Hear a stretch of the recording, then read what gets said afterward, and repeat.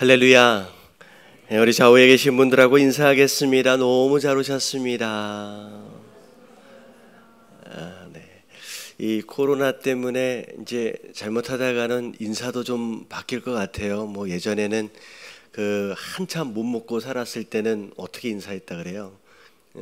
식사하셨습니까? 진지하셨습니까? 그렇게 인사를 했는데 한참 뭐라 그래 좀 어려운 시기 때는 밤새 무탈하셨습니까? 뭐 이렇게 인사를 했다고 하는데 이제 코로나 상황이 되다 보니까 서로의 안부를 묻는 이 상황들 자체도 어떻게 보면 조금 위기감을 좀 느끼는 가운데 또 인사를 해야 될 때가 오지는 않을까 나름 또 염려가 좀 되어집니다. 네, 그럼에도 불구하고 또 우리 믿음 가지고 우리 함께 또 예배하며 나아갈 때 또 기도했던 것처럼 주님께서 주님만이 허락하시는 그런 이제 평안함을 가지고 우리가 매일매일 또 승리할 수 있는 줄로 믿습니다. 예. 자, 몇 가지 광고 말씀 좀 드리도록 할게요. 지금 우리가 지금 이제 우리 방송으로 라이브로 좀 나가고 있는데 지난 주일날 페이스북으로 방송을 나가려다 보니까 이게 버퍼링이 생겨가지고 접촉이 안 됐어요. 이게 왜 그러냐면 지금 11시에 주일날 11시에 한국에 있는 모든 교회가 지금 다 페이스북으로 지금 라이브 방송이 진행하고 있는 상황이라서 이게 갑자기 트래픽이 걸려서 접촉이 안 돼 가지고 어쩔 수 없이 또 이제 카톡으로 이제 할 수밖에 없는 상황이 됐습니다. 근데 사실 이 방송을 가장 안정적으로 하려면 뭘 하면 좋냐면 유튜브로 라이브를 하면 가장 안정적으로 된대요. 근데 유튜브로 나가려면 우리 교회에 구독자 수가 1000명이 넘어야 됩니다. 1000명이 딱 넘으면 그 유튜브 방송을 그렇게 이제 할 수가 있어요. 근데 지금 현재 우리 교회의 구독자 수가 947명인가 8명인가 그래요.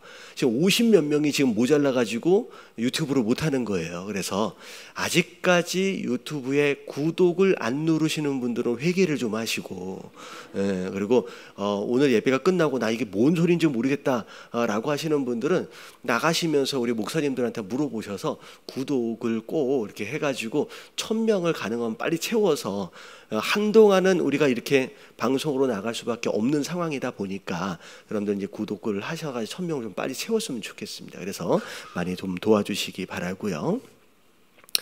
자, 그래요. 거기까지만 하고, 자, 우리 신명기 오늘 28장 1절서부터 잠깐만요.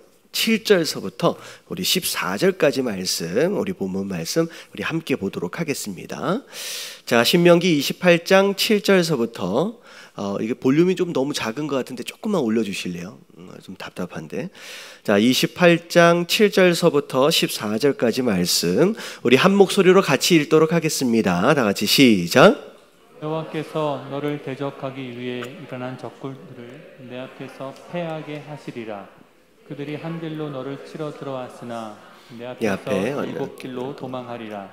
여호와께서 명령하사 내 창고와 내 손으로 하는 모든 일에 복을 내리시고 내 하나님 여호와께서 내게 주시는 땅에서 내게 복을 주실 것이며 여호와께서 내게 맹세하신 대로 너를 세워 자기의 성민이 되게 하시리니 이는 내가 내 하나님 여호와의 명령을 지켜 그 길로 행할 것임이라. 자, 여기까지만 읽을게요. 자, 신명기 27장에 들어와서부터 이제 모세의 세 번째 설교가 시작이 됩니다. 잠깐만 정리를 할게요. 신명기는 전체적으로 모세가 세 번에 거쳐서 설교를 하는 것으로, 그러니까 세 이제 부분으로 나누어져 있습니다. 그래서 첫 번째 부분은 그동안 하나님께서 이스라엘 백성들을 어떻게 인도해 오셨는지에 대한 회고의 내용과 그렇게 하셨던 이유는 그 이스라엘 백성들의 이제 조상이 되어지는 아브라함과의 언약을 지키기 위한 것이었다라고 하는 내용들로 앞에 일단락의 설교가 있었습니다.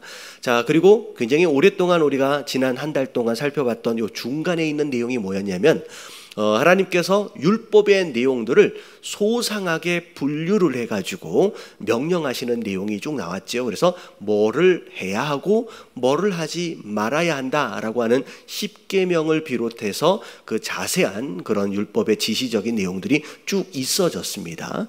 자, 그리고 나서 이제 마지막 부분의 설교, 세 번째 부분의 설교가 27장서부터 있어지는 이 설교인데, 자, 이 부분에 대한 내용은 그동안 하나님이 아브라함과 또 이삭과 야곱과 하셨던 그 언약의 내용들을 지금 이루어 가고 계시잖아요.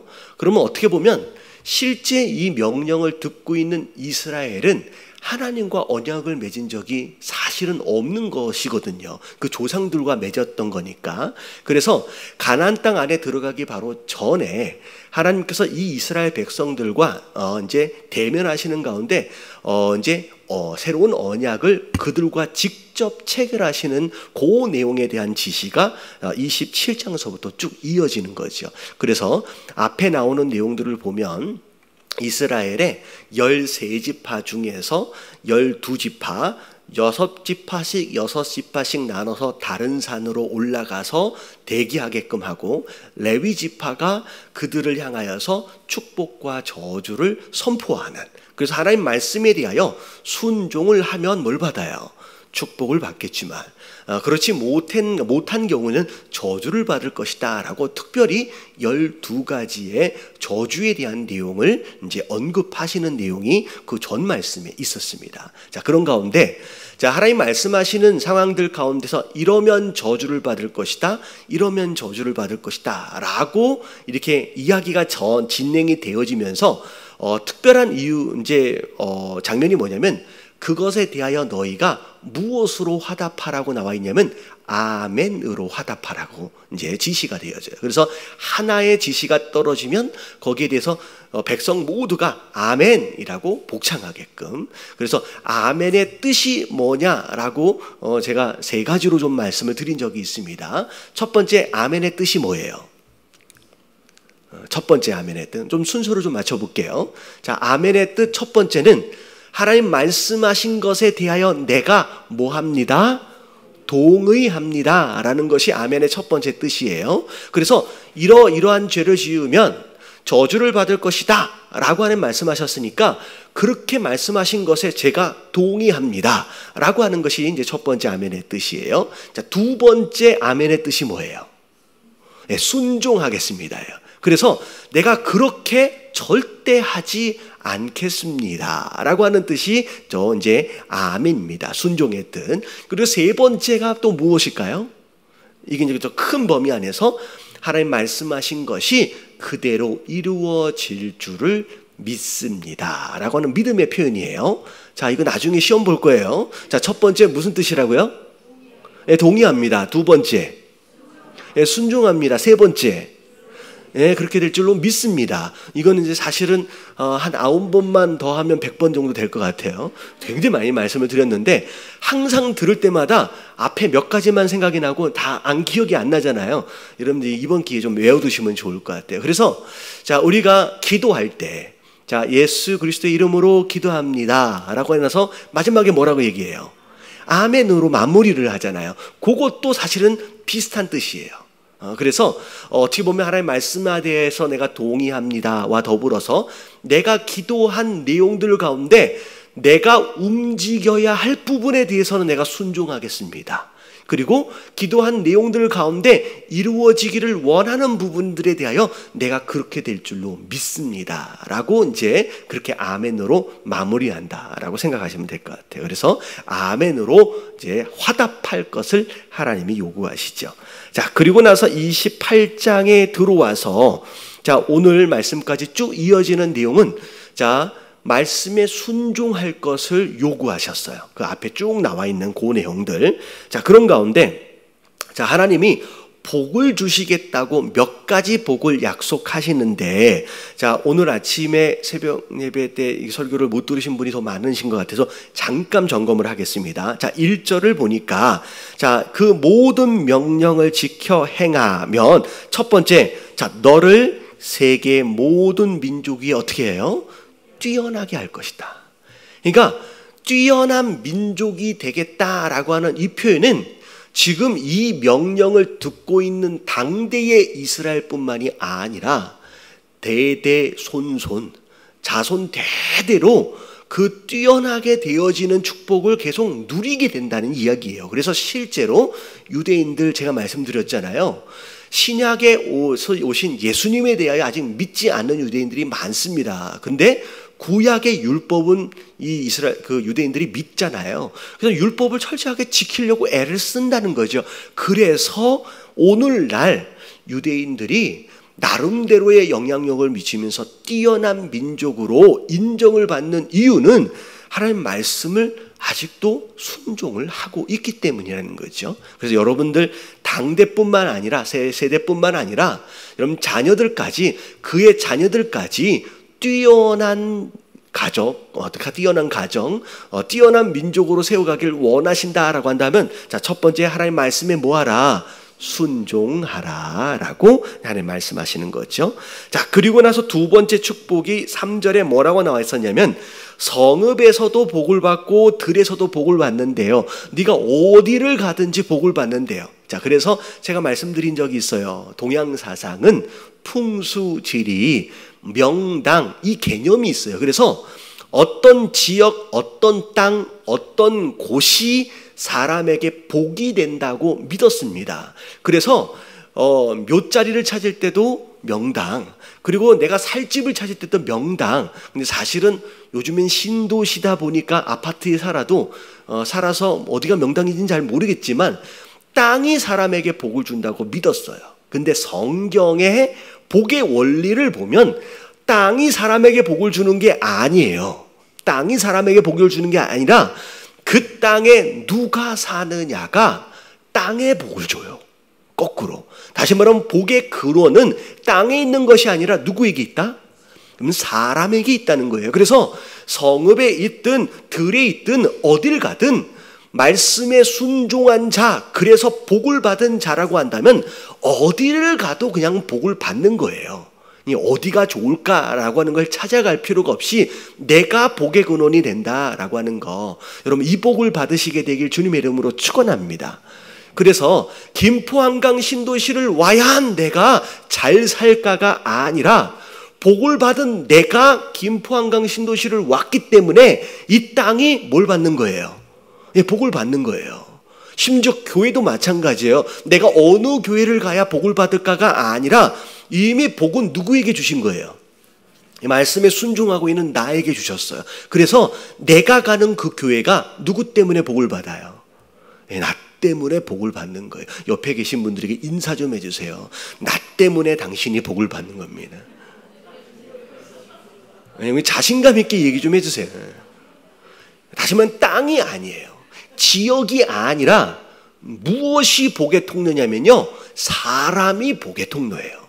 그래서 역사적으로도 어떤 상황에서도 하나님이 사람을 통하여 복을 주셨지 땅을 통하여 복을 주신 게 아니에요. 그래서 가나안 땅에 주인이 누가 있느냐에 따라서 그 땅이 풍요로운 땅이 되기도 하고 황폐해지기도 한다는 거예요.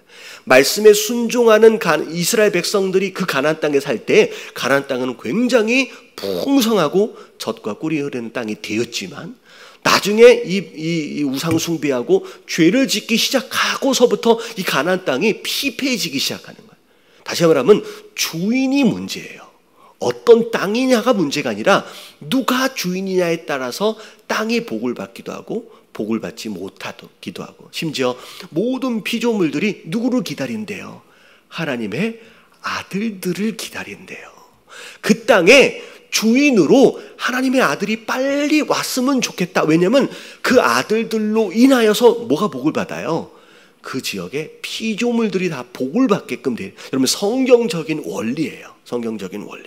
그래서 제가 전에 이제 대학교 시험을 볼 때 면접 보는 것이 있었거든요. 근데 저희 아버지가 저한테 면접을 볼 때 하셨던 말씀이 뭐냐면 왜 이 학교에 들어오려고 하느냐라고 물어보면 이렇게 대답하래요. 제가 이 학교를 다니는 것으로 말미암아 이 학교가 복을 받을 것입니다 라고 얘기를 하래요. 그래서 어떻게 시험을 보러 가는 수험생이 어떻게 그렇게 얘기를 할 수 있을까? 차마 그렇게 하지는 못했지만 제가 말씀을 읽어보니까 그게 맞는 거예요. 할렐루야. 어디 면접을 보러 가시면 그렇게 하라고 해야 되나? 그런 거예요. 원리를 좀 아셨죠? 자, 그리고 4절을 보니까 자, 내 몸의 자녀 그리고 토지 소산 짐승의 새끼 다 복을 받네요. 하는 모든 기업과 하는 일들이 복을 받는 거예요. 이게 뭐냐면 내가 어느 회사에 들어가야 잘 될까? 내가 어떤 직업을 가져야, 내가 어떤 사업을 해야 잘 될까가 아니라 그냥 내가 하는 모든 일이 뭐가 되는 거예요? 다 복을 받는 거예요. 왜? 내가 복덩어리이기 때문에. 복덩어리이기 때문에. 자, 그리고 내 광주리와 내 떡반죽 그릇이 복을 받을 것이다. 실제로 내가 풍성하게 누린 것을, 풍성하게 얻은 것을 내가 실제로 먹게 된다는 거예요. 떡반죽 그릇, 이게 먹기 바로 직전이잖아요.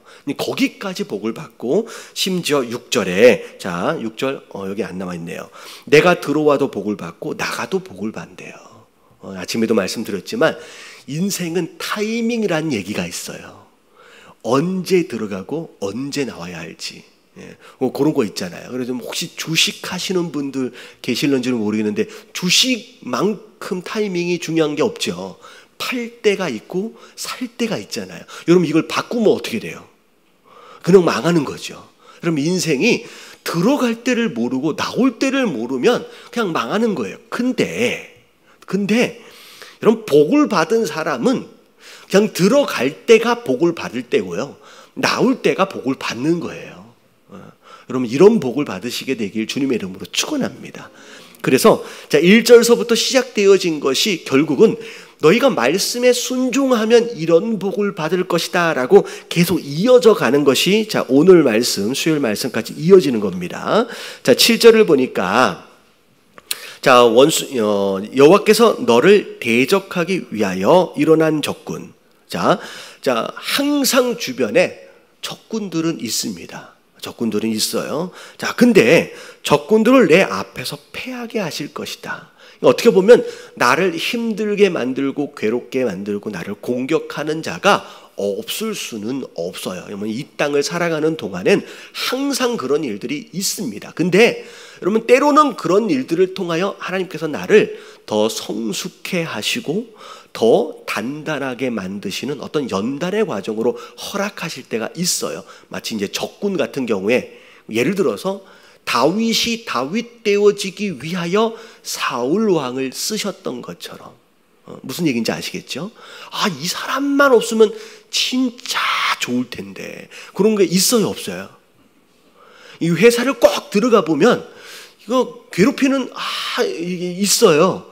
근데 그 사람 나가면 잘 됐다. 근데 그 사람 대신해서 또 다른 사람이 또 괴롭혀. 그러니까 어디를 가든 마치 성경에 나오는 적군과 같이 내 마음을 힘들게 만드는 누군가가 있을 수 있습니다. 근데 그 하나님께서 일부러 그 사람을 우리를 이제 겸손하게 하시려고 우리 주변에 두십니다. 한두 사람씩을. 근데 자 결단코 그들이 너희를 이기지는 못하는 거예요.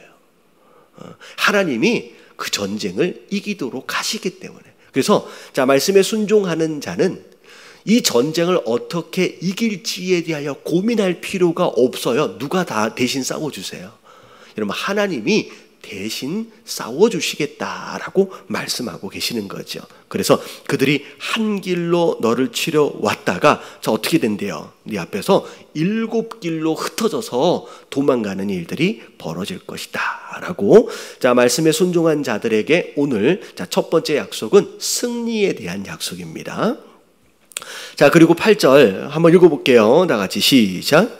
여호와께서 명령하사 내 창고와 내 손으로 하는 모든 일에 복을 내리시고 내 하나님 여호와께서 내게 주시는 땅에서 내게 복을 주실 것이며. 자 손으로 하는 모든 일 이게 직장 생활일 수도 있고 사업일 수도 있고 그리고 창고는 경영에 대한 내용이에요. 이 창고는 어떤 이제 식으로 생각하시면 되냐면 요셉이 이 창고를 굉장히 잘 활용했잖아요.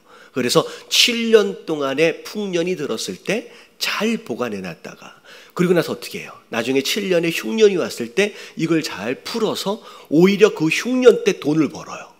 그러니까 어떻게 보면 그때 그러니까 사업을 해보면 아니면 뭐 비즈니스를 해보면 항상 잘 되진 않습니다. 어쩔 때는 잘 되다가 또 어쩔 때는 좀 슬로우하다가 이런 게 있거든요. 근데 이 창고에 대한 개념은 그런 내용들을 잘 경영해 갈 줄 안다는 거죠. 근데 그 모든 것들을 막 내가 고민해가지고 이렇게 해야 되나 저렇게 해야 되나가 아니라 그것 자체에 하나님이 복을 주신대요. 그래서 오히려 어려울 때일수록 사실은 이 코로나로 인하여 다 어렵다고들 하지만 그럼에도 불구하고 또 돈을 버는 누군가는 또 있어요. 그러니까 어떻게 보면 다 어려운 건 또 아니라는 거죠. 그래서 하나님이 이런 창고와 더불어 네가 손으로 하고 있는 이 모든 경영에 대한 내용들을 하나님께서 책임지시고 관리해 주신다라고 하는 거죠. 아무리 우리가 고민해봤자 예측할 수 없거든요. 솔직히 올해 사실 2020년도 교회적으로 볼 때 할 일이 굉장히 많았습니다. 무슨 얘기인지 아시겠죠? 작년서부터 2가지 탄자니아 선교가 열렸잖아요. 그래가지고 우리 아이들에 대한 결혼 후원까지 시작하면서 올해 탄자니아 선교는 굉장히 타겟을 두고서 거의 500명에서 1000명의 아이들을 모을 정도로 지금 기획을 하고 있는 상황이었거든요. 그런 상황이었고 심지어 파라과이에 대한 내용들도 이제 시작하기 위해서 문을 열려고 했고 중국 선교도 사실은 작년 말에 열려서 올해만 해도 2번이나 신학교 강의를 갈 수 있게끔 상황이 되어졌는데 그런 계획들이 다 있었음에도 불구하고 어떻게 돼요? 코로나가 갑자기 확 터짐으로 말미암아 모든 선교의 계획들이 전부 다 멈춰버렸다는 거예요. 그러니까 우리 인생은 언제 무슨 일이 어떻게 일어날지를 모르는 상황 가운데 가고 있지만 그럼에도 불구하고 오늘 낮에 우리 중국 선교사님 만났어요. 만나서 참 이렇게 마음이 편안하실 수 있을까 싶을 정도로 지금 4달 동안 중국을 아예 못 들어가신 거거든요. 근데 언제 들어갈지를 몰라요. 그리고 심지어 이번에 코로나 때문에 중국에 지금 작년도에 선교의 신학교에 강의를 하러 갔을 때 제가 보여드렸잖아요. 엘리베이터에서 딱 열리면 그 철조망이 이게 쳐져 있다고. 그래가지고 문 열고 열쇠 따고 들어가서 안에서 문을 잠궈서 그래서 이제 공안이나 이런 이제 갑자기 습격해서 들어오지 못하도록 그렇게 다 막아져 있다고. 그래서 그 들어가게 되면 일주일 동안 꼼짝없이 이제 갇혀 있다가 나와야 되는 그런 상황들도 말씀을 드렸잖아요. 근데 이번 코로나로 인하여서 그 장소가 발각이 됐어요. 그래가지고 사실은 자꾸 외부 이제 교수들이 왔다 갔다 하니까 신고를 해서 코로나 기간 동안에 한 4차례나 공안이 들어왔다는 거예요. 근데 뭐 들어왔더라도 신학생들 아무도 없잖아요. 다 하고 이제 거기 이제 목사님 한 분하고 도와주는 한 분밖에 없으니까 뭐 그냥 왔다가 그냥 가기만 했는데 이미 그 장소가 노출이 돼서 더 이상 그 장소는 이제 신학교로 쓸 수가 이제 없는 상황이 돼서 이제 장소를 아예 다른 지역으로 지금 옮겨야 되는 계획을 하고 계시더라고요. 근데 사실은 그 지역이 10년 동안 거기를 잡기 위해서 얼마나 애를 써서 왔는데, 그래서 이제 그 장소를 이제 더 이상 쓰지 못하고 다른 장소로 이제 개척해서 가야 하는 상황임에도 불구하고 이 선교사님은 마음이 너무 편한 거예요. 뭐 가야 되면 또 가지요. 뭐 시작해야 된다면 또 시작하지요. 다 하나님이 알아서 하시는 건데 마음이 너무 편하신 거예요. 그래서 저도 오늘 이제 같이 식사를 하시면서 우리가 준비하고 있는 계획에서는 뭔가 어그러짐이 좀 있고 좀 잘 안 되어지는 바가 있어서 우리 마음 가운데는 좀 그런 이제 좀 마음도 있을 수 있지만 이게 하나님이 허락하신 것이다라고 한다면 그 이후에 또 다른 하나님의 계획이 있다라고 하는 걸 우리가 믿을 수 있다라고 한다면 이런 부분에 대해서 우리가 조바심을 내거나 걱정할 필요는 없겠다라는 마음을 하나님 주시더라고요. 그래서 탄자니아도 뭐 중국 선교도 파라과이도 어찌 보면 올해 다 멈춰질 수밖에 없는 상황이지만 그럼에도 불구하고 하나님이 우리를 위하여 또 선하신 계획을 갖고 계시는 줄로 믿습니다. 우리는 또 그 바라보면서 또 허락하시면 또 움직여 가면 되는 거예요. 그래서 하나님께서 어떤 상황에서 어떤 일이 어떻게 벌어질지를 모르는 게 인생인데 그 모든 일들 가운데서 가장 선한 길로 인도해 가시겠다라고 약속하고 계시는 거예요. 이 창고와 손으로 하는 모든 일들에 대하여. 자, 그 다음에 9절 같이 한번 읽어볼게요. 다 같이 시작. 여호와께서 내게 맹세하신 대로 너를 세워 자기의 성문이 되게 하시리니 이는 내가 내 하나님 여호와의 명령을 지켜 그 길로 행할 것임이니라. 네, 하나님이 택하신 그 백성이 되게끔 하겠다라고 말씀하시면서 이는 이라고 나와요. 이는 이란 뜻은 왜냐하면 뜻이에요. 왜 너를 택하시고 왜 너한테 그런 복을 주기로 내가 했느냐? 이유는 딱 한 가지예요. 네가 뭘 잘한 게 있는 게 아니라, 네가 뭘 똑똑해서도 아니고, 네가 실력이 있어서도 아니고, 딱 한 가지예요. 그냥 명령하심에 대하여 순종한 거, 그거 하나 때문에 너를 택하시는 거, 그거 하나 때문에 너에게 복 주시겠다라고 약속하시는 거예요. 여러분, 복잡하게 살아가려고 하지 마시고요. 그냥 말씀하심에 순종하시는 것, 여러분 여기에 집중하시는 저와 여러분들 되시길 주님의 이름으로 축원합니다. 그래서 제가 아주 예전에 한 4년 전인가 설교 제목을 뭐라고 썼냐면 단수가 만수를 이긴다라는 설교 제목을 단 적이 있어요. 무슨 뜻인지 아세요? 단수, 한 가지 수가 만 가지 수를 이긴다는 거예요. 그러니까 많은 세상 사람들은 여러 가지 방법들을 막 생각해내.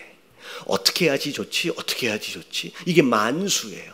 더 많은 기술을, 더 많은 능력을, 더 많은 방법을 찾으면 찾을수록 성공한다고 믿는 거예요. 그래서 만수를 쫓는 거예요. 근데 우리는 이 만 가지 수를 쫓는 게 아니라 딱 한 가지 수만 쫓는 거예요. 뭐예요? 여러분, 순종이에요. 여러분, 이 한 가지 수가 만 가지를 수를 이겨요. 여러분, 성경의 스토리는 다 그 이야기예요. 아브라함이 똑똑해서 지혜를 잘 써서도 아니에요. 왜 아브라함의 복을 받았어요? 딱 한 가지예요. 그냥 믿음으로 순종한 거, 그 단수 한 가지로 만수를 이기는 거예요. 다윗도 마찬가지고 성경의 모든 스토리가 단수가 만수를 이긴다라고 하는, 내가 너희를 왜 이런 복을 주기로 작정했느냐? 너희가 내 명령에 순종하는 것, 그거 하나뿐이다 라고 말씀하십니다. 자, 그리고 10절을 볼게요. 다 같이 시작. 땅의 모든 백성이 여호와의 이름이 너를 위하여 불리는 것을 보고 너를 두려워하리라. 예, 이스라엘이라고 하는 이름 안에 하나님이 들어가 있잖아요. 그러니까 너를 부를 때 하나님의 이름으로 불려지는 거예요. 다시 말하면 성도, 우리 교회, 우리를 부를 때 하나님의 이름으로 우리가 불려져요. 그래서 우리가 어떻게 살아가느냐에 따라서 하나님의 이름이 욕을 먹기도 하고요, 하나님께서 영광을 받으시기도 합니다. 근데 실제로 하나님이 이스라엘 백성들을 얼마나 대놓고 도와주시느냐, 그 이름 때문에 너희를 많은 민족들이 두려워하게 될 거라는 거예요. 아, 이 민족은 함부로 봐서는 안 되는 민족이구나. 그래서 그렇잖아요. 아브라함도 마찬가지고. 사실 아브라함이 저기 아람 사람이에요. 갈대아 우르에서 저 멀리에서 이방인이에요. 가나안 땅 안으로 하나님 인도하심으로 받고 왔잖아요. 근데 이미 가나안 땅에 살고 있는 다른 민족들이 아브라함 그 단 하나의 가족 자체를 함부로 건드리지를 못하는 거예요. 왜냐면 그때 당시에는 법도 없어요. 힘 있는 자가 그냥 먹는 거거든요. 아브라함 그 가족이 나름대로의 부자였습니다. 그래서 종들도 많고 가축들도 많아요. 그 당시에 소돔과 고모라와 그 주변에는 가나안 땅에 많은 나라로 승격되어져서 어떤 형태를 가지고 있는 국가들이 있었음에도 불구하고 아브라함이라고 하는 그 가족 하나를 건드리지를 못하는 거예요. 왜? 이 가족은 누가 지금 보호하고 계시기 때문에, 여러분, 하나님이 보호하고 계시기 때문에. 심지어 나중에 이삭 같은 경우는 파는 데마다 물이 막 나와. 여러분, 가나안 땅은요, 우물을 찾는 게 쉽지가 않아요. 심지어 오늘날에도 가보면 우물의 깊이가 30m 심지어 50m까지 깊이가 있어요. 사실은 삽 가지고 파면요, 여러분들 오늘 저녁에 내일 아침까지 삽 들고서 파보라 그러면요 사실 3m도 못 파요. 근데 어마어마한 깊이를 파고 들어가도 물이 나올까 말까 하는데 파는 데마다 물이 나와. 그래서 이방 민족이 뺐었잖아요. 그러면 피해서 또 파. 그럼 또 파니까 또 나와. 이건 뭐야? 그냥 또 빼서. 근데 또 피해서 또 파니까 어떻게 돼요? 얘는 건드리면 안 되겠네. 그러니까 하나님이 그냥 이삭의 삶 가운데 함께 하시고 보호하시는 게 느껴지니까 함부로 건드리지 못하는 그런 사람이 되어버리는 거예요. 여러분, 우리도 그랬으면 좋겠습니다. 함부로 건드리지 못하는, 우리가 능력이 있어서가 아니라 우리가 하나님의 이름으로 불려지고 그리고 우리와 하나님의 함께 하심이 세상 사람들이 보는 거예요. 그래서 함부로 건드리지 못하는 두려움의 존재가 되어지는 그런 복을 받아야 된다라는 거예요. 요즘에 참 안타깝게도 이리 가도 치이고 저리 가도 치이고 뭘 해도 욕을 먹는 이 교회 상황을 보면서 너무 안타까운데, 여러분 그것에서 좀 벗어나서 욕을 절대 먹으면 안 된다는 아니지만 세상이 하나님의 이름으로 불려지는 교회가 얼마나 두려움의 존재가 좀 되어졌으면 좋겠다라는 생각을 하게 되는 거예요. 여러분, 이 복을 순종하면 주신다라고 약속하세요.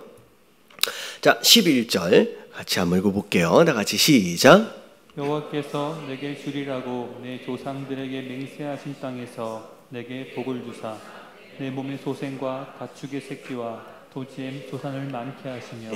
요 앞에 나왔던 내용이죠. 하나님께서 자손과 더불어 땅의 소산과 더불어 새끼까지 다, 짐승의 새끼까지 이제 다 이제 풍요롭게 채워주시겠다라고 말씀하셔요. 자, 그리고 12절을 보니까, 자, 여호와께서 너를 위하여 하늘의 아름다운 보고를 여신대요. 보물 창고란 뜻이에요. 하나님이 우리를 위해서 보물 창고를 열어두신대.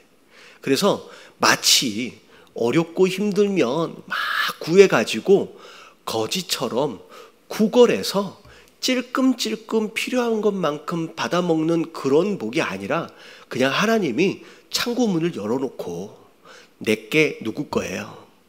하나님 것이 네 거다 라고 그냥 열어놓고 부어주시는 그 복을 가나안 땅 안에서 허락하신대요. 근데 중요한 게 뭐냐면, 여러분, 가나안 땅은 이 애굽 땅처럼 나일강이 이게 영향력을 줄 만큼의 그 정도로 그런 큰 강이 있는 지역이 아니잖아요. 그리고 심지어 이 요단강도 그렇게 이 범람을 할 때나 우기가 될 때나 좀 채워져 있지 일반적으로 이제 그렇게 큰 강이 아닙니다. 그러다 보니까 농사를 지을 때 거기 있는 것을 끌어다 쓸 수 있는 상황이 아니에요. 그래서 가나안 땅에서의 농사의 승패는 비가 얼마나 적당한 때에 오느냐라고 하는 게 굉장히 중요해요. 근데 하늘의 보고를 열어준다라고 하는 것이 뭘로 표현이 되냐면, 내 땅에 때를 따라 비를 내려주신대요. 적당히 필요할 때 확 부어주시고, 그리고 자라도록 만드시고, 어떻게 보면 내리지 말아야 할 때 막 쏟아져가지고 망치면 안 되겠죠. 근데 적당한 때에 때를 따라 비를 내려주시고 내 손으로 하는 모든 일에 복 주시리니 네가 많은 민족에게 모아준 민족이 되어 꾸어는 줄지언정 꾸지는 않는 그런 민족이 된대요. 다시 말하면 꾸어줄 수 있을 정도다라고 한다면 어떻게 되는 거예요? 내가 쓰고도 남는 것이 있는 거예요. 그렇게 하나님께서 복을 주신다라고 말씀하고 계십니다. 여러분, 이 복을 받으시길 주님의 이름으로 축원합니다. 넉넉하게도 구워줄 수 있는. 자, 13절 같이 한번 읽어봅니다. 시작. 여호와께서 너를 머리가 되고 꼬리가 되지 않게 하시며 위에만 있고 아래에 있지 않게 하시리니 오직 너는 내가 오늘 내게 명령하는 내 하나님 여호와의 명령을 듣고 지켜 행하며. 예전에 우리 권사님들 손자 손녀들을 위해서 기도할 때 요 표현들 많이 쓰시잖아요. 하나님 머리가 되고 꼬리가 되지 않게 하시고 위에 있을, 아래 있지 않게 하시고, 어떻게 보면 이제 영향력을 미치는 리더의 위치, 지도자의 위치, 항상 따라만 다니는 그런 이제 사람이 아니라 영향을 주고 지도를 하고 리더를 하는 그런 위치에 이제 복을 받게끔 해주세요라고 이렇게 이제 인용해서 이 말씀을 인용해서 이제 하셨죠. 근데 자, 이렇게 되려면 딱 하나만 하래요. 자, 13절 뒤에 뭐라고 났어요? 오직 너는 내가 오늘 내게 명령하는 내 하나님 여호와의 명령을 듣고 지켜 행하래요. 딱 한 가지만. 그리고 14절 마지막입니다. 같이 한번 읽어볼게요. 시작. 내가 오늘 너희에게 명령하는 그 말씀을 떠나 좌로나 우로나 치우치지 아니하고 다른 신을 따라 섬기지 아니하면 이와 같으리라. 예, 좌로나 우로나 치우치지 않는다라고 하는 건 균형을 이야기하는데, 자, 내가 듣기 좋아라는 말씀만 순종하고 이건 좀 불편한데 라고 한다면 이건 나중에 라지 이렇게 미뤄두고 그런 형태가 아니라 하나님의 말씀은 전체적으로 우리가 다 믿고 순종해야 한다라고 하는 거. 특별히 순종의 반대말은 우상숭배예요. 다른 신을 섬기는 이런 일들로 빠지지 말라라고 말씀하시는 거예요. 자, 정리를 하면 이런 거예요. 여러분, 가나안 땅은 이스라엘 백성들에게 은혜로 주시는 땅이에요. 이스라엘 백성들이 뭘 잘했기 때문에 주신 게 아니라 약속을 지키기 위해서, 사실 그 약속조차도 처음에 은혜로 허락하시는 약속이었어요. 아브라함과 약속, 아브라함이 뭘 잘해서 약속을 해주신 게 아니잖아요. 그러니까 하나님이 주권적으로 아브라함을 선택해 주셨어요. 그리고 약속해 주신 거예요. 다시 말하면 모든 축복은 어디부터 시작하느냐? 순종을 통하여 시작되는 게 아니에요. 잘 들으셔야 돼요. 순종을 통하여 축복이 시작되는 게 아니라, 자, 모든 축복은 어디서 시작해요? 하나님의 주권 아래 허락되어진 은혜로 시작이 돼요. 이스라엘 백성들이 출애굽할 때도 그랬고요, 광야에서도 그랬고요, 계속 하나님 속을 썩여들었던 민족들 가운데 하나입니다. 사실 굉장히 하나님 마음을 아프게 했고, 사실 모세는 못 들어가잖아, 이 이야기하고요 못 들어가잖아요. 얼마나 힘들게 만들었던 민족인데, 근데 가나안 땅을 주시겠다고 약속하시는 거예요. 이거는 이스라엘 백성들이 뭘 잘해서 허락하신 것이기보다는 그냥 하나님이 주권적으로 허락하신 그들을 위한 은혜예요. 자격이 없는데 주시는 거예요. 근데 지금 순종하라 순종하라 순종하라 그러면 복을 받는다, 이 이야기는 뭐냐면 은혜로 이미 허락되어지는 그 복을 누리고 못 누리고는 누가 하기 나름이에요. 여러분, 이미 하나님이 제공은 하셨어요. 가나안 땅에 지금 다 들어갑니다. 지금 모세만 빼놓고 다 은혜로 허락되어지는 가운데 가나안 땅에 다 들어가는데, 그 가나안 땅을 내가 얼마나 누리느냐 못 누리냐는 내가 순종하기 나름이라는 거예요. 기껏 가나안 땅 안에 들어와 있으면서 순종하지 못함으로 말미암아 옆에 다 누리고 있는데 나만 누리지 못하는 경우가 있다라는 거예요. 여러분, 심지어 여러분 우리 신앙생활은 광야 안에 있기도 하지만 특징적으로 이미 가나안 땅 안에 들어와서의 삶일 수도 있습니다. 이미 구원을 통하여 우리 안에 가나안 땅을 허락하신 거예요. 은혜로. 말씀에 순종을 하면 허락되어진 이것을 얼마나 누리냐가 달라지는 거예요. 여러분, 말씀에 순종하심으로 이미 내게 허락하신 이 축복을 오랫동안 누릴 수 있는 저와 여러분들 되시길 주님의 이름으로 축원합니다.